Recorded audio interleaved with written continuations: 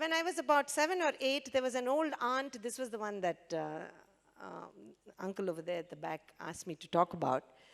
This lady I was talking about her yesterday. She was in Puttaparthi.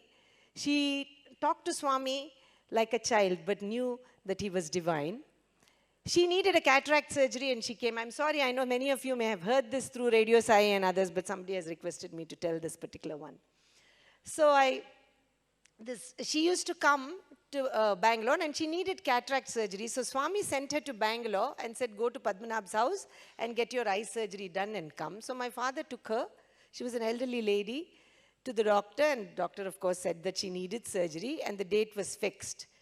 But she was very adamant. She said, oh, this doctor is going to make me blind. I need to go back to Puttaparthi and take Swami's blessings and vibhuti. He has not given me vibhuti. Whatever he gave is all over. And vibhuti at that time, according to us, was not vibhuti if it came in a packet. It had to come out of Swami's hands. So she said, I need the real vibhuti and everything.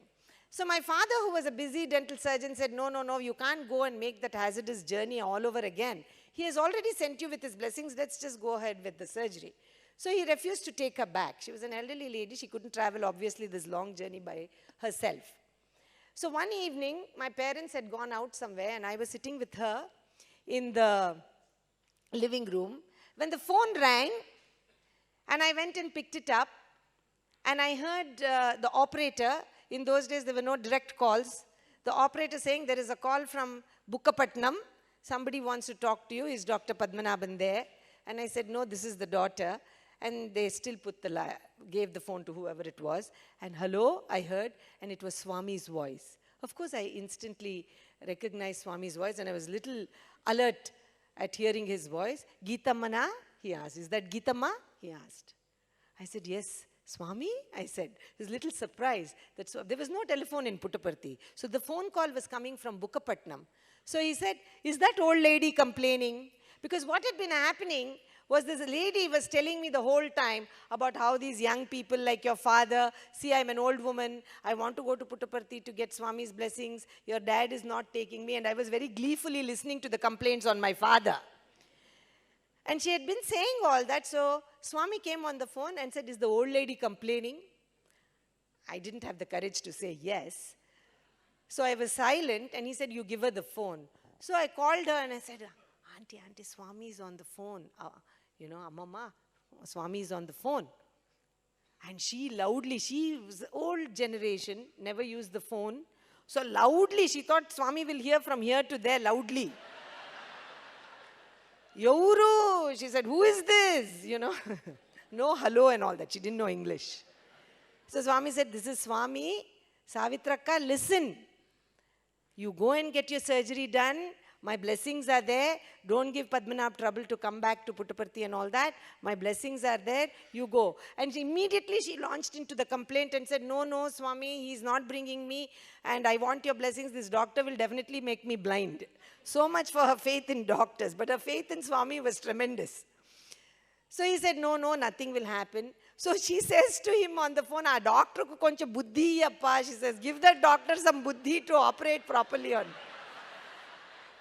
Because at this age, if I lose my eyesight, who will look after me other than you?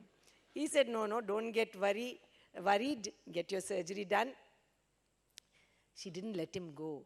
You see, when you love the Lord, you can ask with self-confidence and demand from him.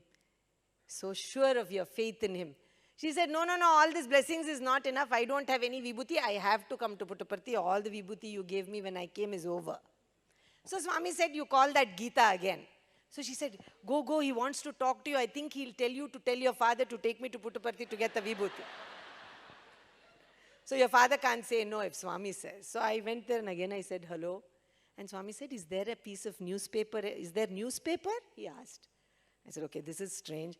I said, yes, there is newspaper, Swami, right here. It was on the coffee table.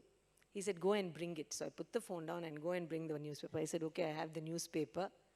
He said, put the phone down on it. I put the phone down on it, and through the receiver, there was a whooshing sound, and there was a mound of vibhuti on top of the newspaper. Mound of vibhuti. This, brothers and sisters, I tell my children who live in the US, for everything they will use the word awesome. The pizza was awesome. The ice cream was awesome. I say, use the word at the right place. This was awesome.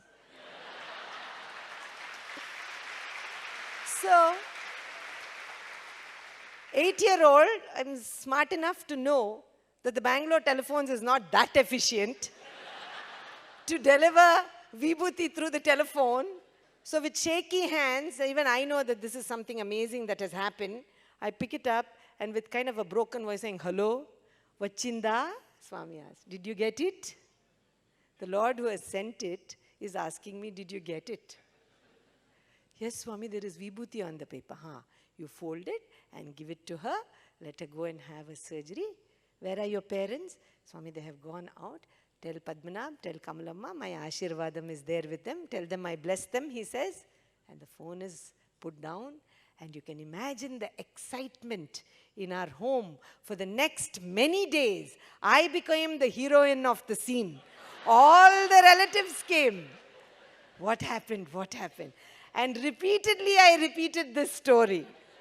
And every time I was patted on my back, oh, what a wonderful experience you had. So this went on and I had a wonderful glowing time being the center of attraction for a few days. And then my grand aunt went and got her surgery done and came back. And then things calmed down and life went on. When I suddenly started to think, what is it that happened really after all the excitement had calmed down? What is it that happened? What brought him? I knew the journey to Puttaparthi. I knew how long it took him from Prashanti Nilayam to Bukkapatnam. Because an old lady, an illiterate old lady, all she had was her faith and devotion for Swami. That's all she had. She didn't have much money. She didn't have much knowledge. But she had the weapon of love in her hands. And with that she said, I have nobody but you, Swami. I want to come and see you. I want your blessings. I have nobody. I only have you. And what did this Lord do?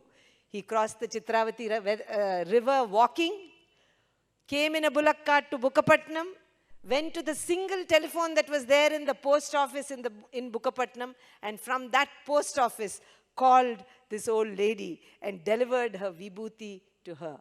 What was it that drew him? I questioned. And I knew that it was her faith and her love. The two ingredients we need if we want him by our side. Faith and love. Faith and love. You can call love devotion. Love towards God is what we call it as devotion. And she went through her surgery. So that was my first awesome experience that I actually understood what divine love was. Till that time, he was the Lord who came and played snakes and ladders but one. He was the Lord who gave us nice chocolates at the end of the bhajan. But there was something about him that we never felt like leaving his side. We always wanted to be with him when he was there. But this incident changed my life. I started to really listen to what he said. Till then, I used to just hear. I used to sit in the front row and hear what he said. But then I started to listen. And that was the Swami that first impressed upon my heart. I must have been 7 or 8. And after that, I would all the time be alert and be aware of his presence and try to listen to what he said.